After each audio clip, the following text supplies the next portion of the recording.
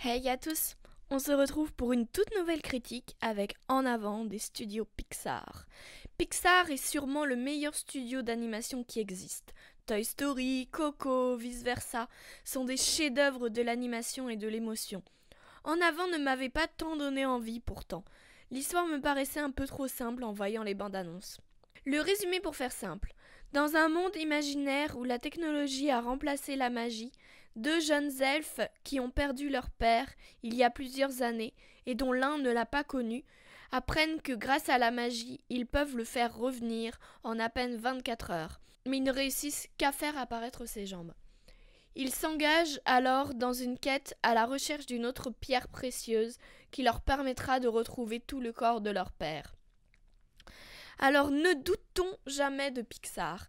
En avant est vraiment un beau film, à la fois profondément humain et touchant.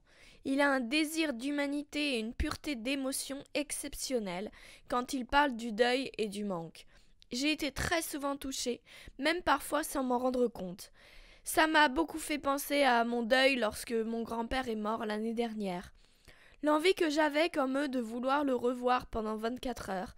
Je rêvais beaucoup de ça plusieurs mois encore après sa mort, et le film m'a fait réfléchir beaucoup.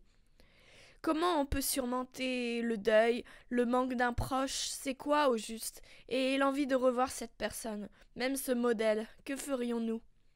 En plus, les différents souvenirs du grand frère qu'il a de son père sont quasiment tous identiques aux miens. Donc oui, tout est vraiment juste, bouleversant et presque intime dans ce film. Ça me fait vraiment penser à Coco sur ce point de vue-là.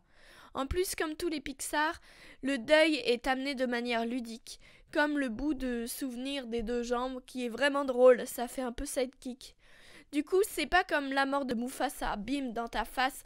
Non, c'est plus doux, plus touchant, traité avec finesse, justesse et délicatesse, avec de la profonde maturité tout de même. En termes d'écriture, le récit est quand même d'une grande banalité. Les 20 premières minutes, bien que je sois contente qu'ils aient bien pris le temps pour instaurer l'histoire, on a la sensation de quelque chose d'un peu trop mécanique. L'aventure, la quête est vraiment cool et sympa à suivre, mais on reste encore dans les clichés et la grande facilité des films d'aventure. Elle est un peu trop banalisée, presque trop rapide. S'enchaînent rapidement les scènes, on aimerait encore connaître des choses sur ce monde. Et en plus, ce qui ne va pas, c'est qu'on a l'impression que la quête dure plus longtemps que 24 heures. Mais c'est la fin qui met en lumière de manière très subtile tout ce qui me barbait un peu au début. C'est aussi un récit initiatique, d'apprentissage, que l'on voit quand même souvent chez Pixar. Mais là, ça m'a presque plus parlé. Cette importance pour lui du modèle, de le retrouver dans une quête, va le pousser à grandir, à dépasser ses capacités sans s'en rendre compte. Le personnage principal a toujours un carnet où il écrit ce qu'il veut faire pour grandir. Et c'est au moment où il ne réfléchit pas trop à ça qu'il grandit. Et à la fin, quand il s'en rend finalement compte, ça m'a fait grandement pleurer. C'est un film qui parle, c'est un film qui parle de l'accomplissement de soi de manière splendide et renversante. En termes d'humour, c'est plutôt pas mal. Il y a plutôt de bons second degrés, mais ça reste classique. Ça m'a quand même fait rire le contraste entre réalisme et héroïque fantasy. En plus, on oublie presque que ce sont des créatures légendaires.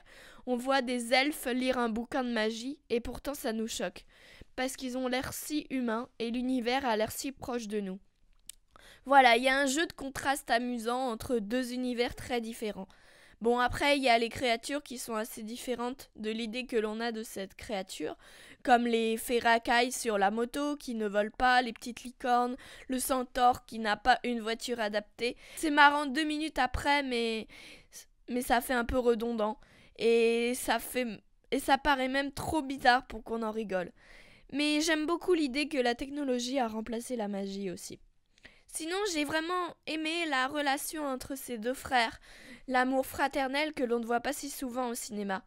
Celle-ci m'a paru plutôt intéressante. Au début, ça a fait très je t'aime moi non plus, et le je t'aime ne se voit pas tant venir pour le coup. Leur relation décrit très bien la mélancolie et la dépression chez les jeunes adultes. Ils ont des personnages super attachants, on les aime les deux tout de suite, et on les comprend. En termes de mise en scène, je suis toujours aussi surprise par la qualité de l'animation. Le début pas mal pensé à Maléfique 2 avec la caméra qui bouge. Il y a une richesse visuelle et une richesse du décor, c'est très coloré. Il y a aussi des plans très réalistes, comme le gaz, les flammes et les cheveux. Waouh, c'est fou la précision et le réalisme. Je retrouve peut-être pas tant le style de dessin de Pixar, comme le dessin des personnages qui ressemble plutôt à du DreamWorks. Ils me paraissent presque trop banals. En termes de rythme, le gag des jambes du père est super. Il y a un avant-goût un peu musical quand il y a le tapotement des chaussures. J'aime beaucoup.